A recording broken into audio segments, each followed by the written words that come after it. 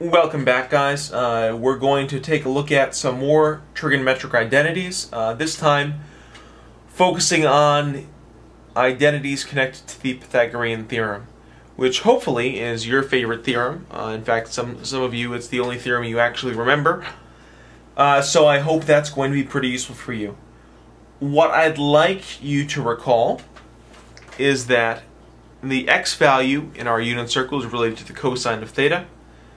The y value in our circle is going to be related to the sine of theta, and the quotient y divided by x is going to give us the value of tangent of theta.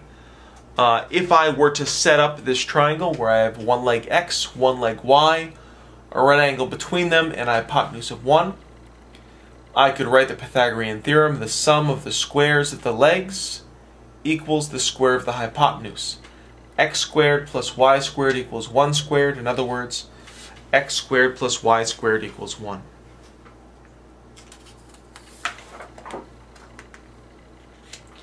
If I zoom in on that part of my unit circle and I rewrite my identity x squared plus y squared equals 1,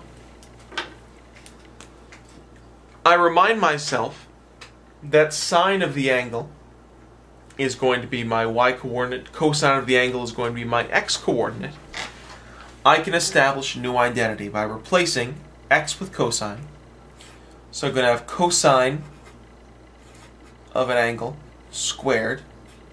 Replace my y with sine. Sine of an angle squared equals 1. Now, we have a convention in math to deal with this because it's hard for us to see if that squared is applied to the entire thing or to the angle on the inside. And the convention that we have is to write, instead of this, cosine squared theta and sine squared theta. Remember that a trig function squared does not equal cosine of theta. Rather, it equals cosine of theta times cosine of theta. Okay, here we have our first trig identity that's based on the Pythagorean theorem.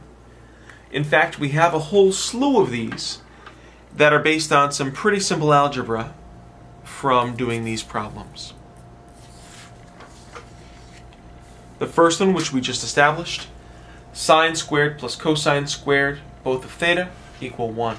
It's really important that both of these angles are the same. If they're not, we don't get a value that equals 1. And we can readily verify this on a calculator. If I type, for instance, sine of 30, close parentheses, squared, plus cosine of 30, close parentheses, squared. And it would help if I turn the battery on, or turn the calculator on. So sine of 30, close parentheses, squared, plus cosine of 30, close parentheses, squared. If I look at both of those, I can make sure that I can see both my sine and my cosine are of 30 degrees. If I press enter, I get a value of 1. We just showed this algebraically. We can test it numerically. And what's going to be really useful is rearranging these, because we can find out that sine squared and cosine squared have some special relationships. You're going to see this identity in all three of these forms.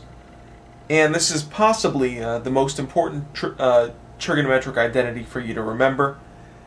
In fact, it's probably the only one that's actually important for you to remember after this class, because it's one that you're going to be using more frequently than any others. The Pythagorean identities fall into three categories. We have what we just discussed: sine squared plus cosine squared equals 1. And then we have two other ones which are based on tangent and cotangent.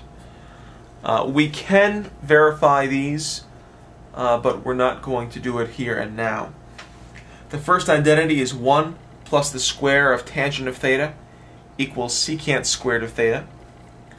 The second one is 1 plus cotangent squared of theta equals cosecant squared of theta. Both of these can also be written in terms of tangent squared and cotangent squared by doing secant squared minus 1 and cosecant squared minus 1 respectively. Let's look at a couple of examples to apply these.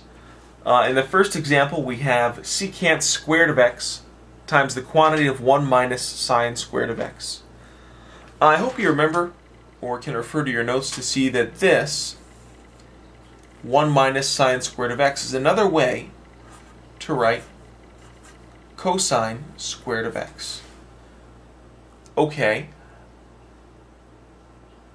I also know some stuff about secant and x. I know that secant of x is the same way, or is the same thing as 1 over the cosine of x. So this would be true to write 1 over cosine squared of x. And if we're doing 1 minus sine squared of x is cosine squared of x, we have both of our pieces of this trig expression in terms of cosine, which is going to be pretty useful for us.